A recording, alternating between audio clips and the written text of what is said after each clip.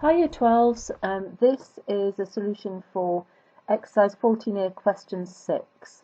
Okay, so we want to find the equations, there's more than one, of the tangents to this cubic curve, okay, which are parallel to the x-axis. So let's just have a think what's going on. So we have a cubic curve, okay, and we know that the tangents are parallel to the x-axis. X-axis is horizontal. So that means we are after the equations of these curves, all right? So we know they'll be equal to y equals something, yeah, because they're horizontal lines, and we know that the gradient of each of those will be 0, okay?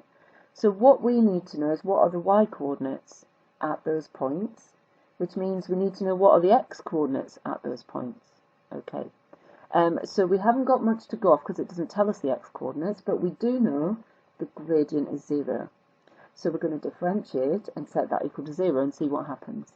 Okay, if in doubt, differentiate because you always get marks for it when it's relevant to the question. So we've got dy by dx. We've got two lots of 3x squared, so that's 6x squared. Then we've got minus 9 lots of 2x, so minus 18x. And then we've got plus 12 and plus nothing. And that has to equal 0. So we could take a factor of 6 out. Oh, 2. There we go. And so when we divide through by 6, we've got x squared minus 3x plus 2 is 0. Now that factorises. I like it when it factorises. Minus 1, minus 2. Okay, nice easy numbers. And so that means that x is 1 and x is 2 are coordinates for these points where we've got the tangents.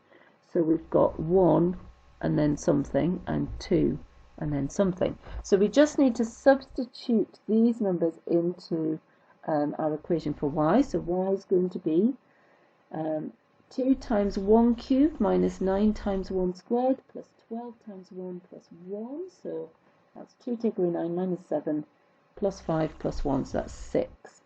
So that's our first one.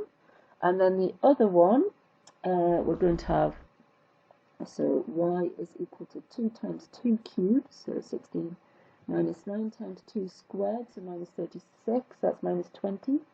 And then plus 12 times 2, so that's going to be 4, and then plus 1, so that's 5. You can use your calculator.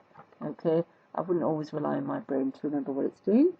So we get the two equations of the tangents are y equals 6 and y equals 5.